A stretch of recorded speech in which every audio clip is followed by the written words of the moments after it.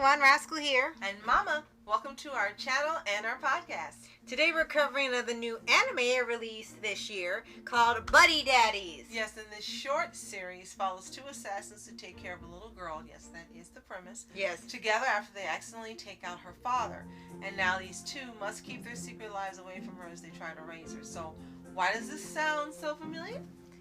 Spy Family. Before we start, be sure to like, subscribe, and click notifications on future podcasts and roll to pause videos. Yes, and thank you for your support. We really appreciate it. Yes. It sounds like more than Spy Family, though. Yeah. And that was the thing when it was first announced and they showed a key visual. Most people kind of saw it as Spy Family with two dads. And that really got people hyped because Spy Family was skyrocketed popular as a manga and an anime. It's well loved, it's wholesome, it's great. And when they announced this, there were some people that didn't care for it very rarely. Mm-hmm. And part of it was because there were no different types of relationships and families in it. Right. So when they saw the poster, they thought it was two guys that were married raising the girl. And they thought, okay, so it's just Spy Family, but make your guy, have them married, raise that. And they were really into the idea. So there was nothing else for a while. Then they released about January. And they had a Christmas episode premiere where they should have released in December. Right, it would be perfect to have the first episode come out at the end of December since it was Christmas related. It would be perfect. Right. And then the rest came out in January and February. But as it went on, it was clear that that's not what the relationship was between them. And then that kind of changed how the popularity was for the show. And also, when you watched it and actually saw what the series was about, you could see Spy Family, you could see Millionaire Detective, you could see Tiger and Bunny. Yeah. And you kept seeing where they had been inspired and borrowed from these different anime. Right. Which was fine, because it ended up being its own thing. It wasn't what people were making it out to be. Right. It ended up being its own thing, different from anything else when you take it as a whole. Right. And much too short. It should have been, instead of 13 episodes. Yeah. It should have been 24 or 26. Right, to flesh out. Right. And I think there's so much left unsaid, undone, so much you don't know about. And I would have liked to have seen a little more about, well, you saw a lot of Ray's backstory, but you don't know what happened to his mom. You don't know what happened to Suzuki. Yeah. And you just would like to see more of how they became better dads with her. And you could have had time jumps like they did. They jumped a whole year. Yeah. One episode they were in the present, and then the next episode it came back and they had jumped a year, a time jump. So it would have been fun to keep time jumping anyway, since you already had us accept that one. Right. And then, as you watch the show, it does start off pretty different. It has quite a bit of violence in the beginning, and it does calm down as it goes on. There's some episodes they don't have it at all.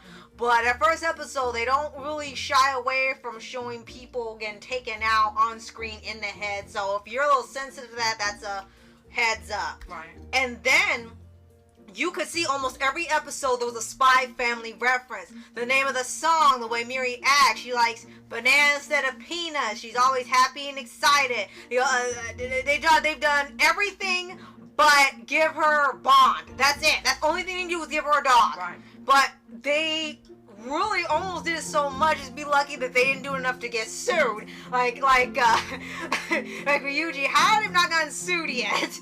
But it was necessary that was different enough where you knew it wasn't Spy Family. They even started flat out doing the same episodes as the show, and it got to a point where we almost dropped out because they started relying too much on trying to do their own take on Spy Family episode or plot, and you're like, okay, if this is all it is, I don't want to see it.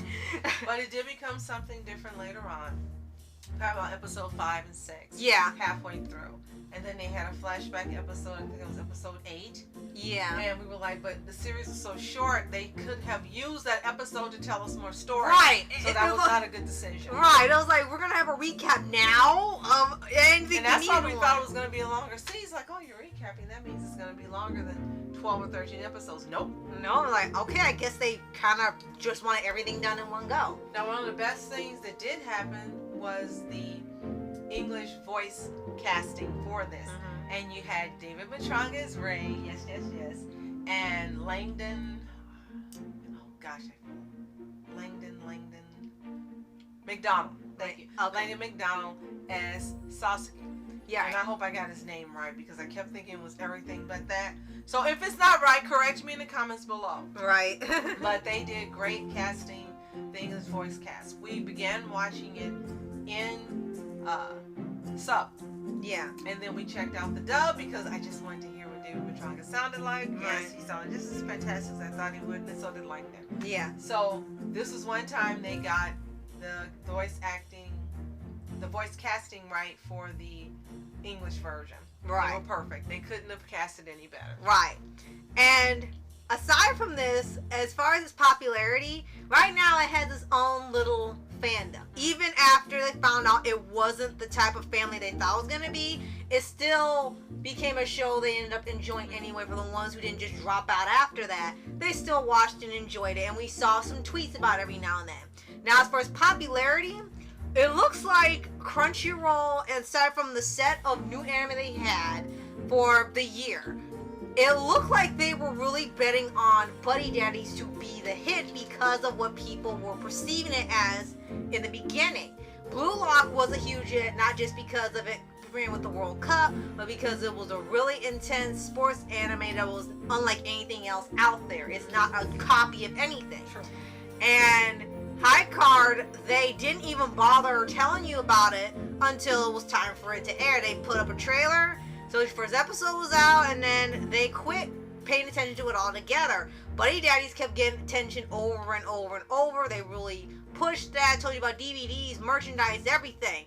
And ironically, what they wanted to be the hit didn't become the High Card ended up beating in popularity. And then Blue Lock was probably the biggest one because of how it's made. So the one that they put all their effort into and want you to vote that for best anime of the year, it didn't happen. High Card ended up outdoing them. And it wasn't going to win with Tomo-chan as a girl and others like that. And it wasn't because it didn't get better and the story got interesting, especially toward the end. It wasn't because of that. I do agree with you. It didn't get enough promotion. It didn't get enough telling people, hey, you should watch this.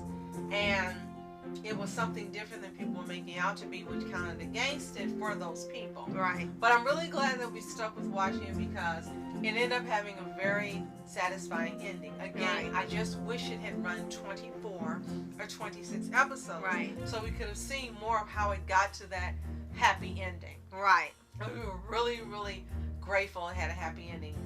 The episode prior to the last one was one of the roughest. Yeah. And it focused on Ray and more than it did on the others, but basically they wanted to be around and change their lives to be Miri's dads. You're right. And they said, we can change. Right. And we're like, whoa, we didn't see that coming. And again, we didn't expect it to be that short. We thought there would be more story. Yeah. And that was also one of the more violent episodes. Yeah. The second to the last episode. But based on what was happening in that one, we just really thought it was going to end badly. We were like, no, don't do this. Right. And they did. Time. Please don't take anybody out. Right. And they took one person out. Right. But not one of the three main characters. Right. And I think that's also a reason why it doesn't get talked about a lot. Spy Family has its moments in episodes where it can get serious, and they don't even really show blood unless it's something really serious, which is very rare. Right. Spy Family stays fun, usually wholesome, usually creative, usually nearly family friendly. But Buddy Daddies seems to go up and down. One episode they're assassins shooting people. Next episode they're happy-go-lucky stay-at-home dad, the silly Billy, and it goes up and down all the time, so it doesn't really stay one way the whole time. For one episode, it's nice and calm. Next episode, tragic backstory, someone's taken out. The next episode, oh, it's back to being silly, and it was so like a whiplash that you really couldn't get a focus of what was the main theme of it. Now Sasuke, I think that's his name, got his own episode, and you found more of his backstory, which was tragic in its own. Right. And it kind of gave you, when you were watching it, different opinion of him. And they tried to straighten that out later on. That episode should have come much later. It should have been, again, I can keep saying it should have been 24 or 26 episodes. Right. That would have made this better.